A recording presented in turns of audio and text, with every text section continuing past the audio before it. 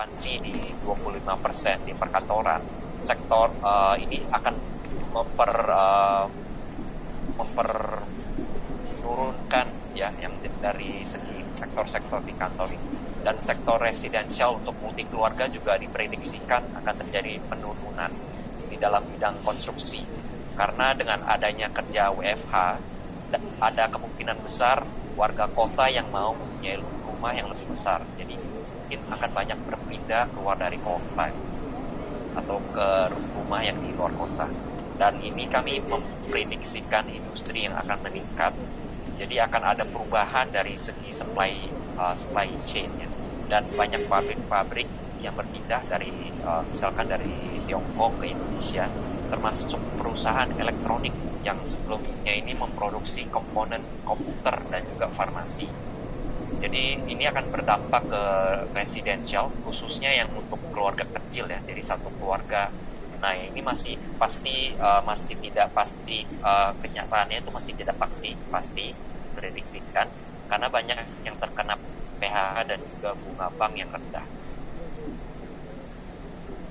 Jadi pertanyaannya itu adalah bagaimana kita sih dapat bertahan ya di kondisi sekarang. Bukan hanya bertahan tapi juga berkembang untuk mengikuti perkembangan yang akan datang ini. Jadi dari kita perlu memikirkan ulang beberapa hal, beberapa area.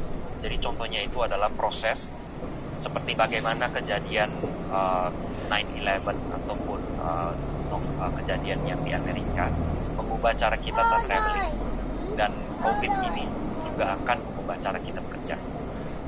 Dari segi people atau orang, adalah banyak perusahaan yang akan menerapkan cuti dan melakukan memberhentikan karyawan, dan COVID ini mungkin juga akan mempercepat adopsi proses digitalisasi dan otomasi di bidang konstruksi.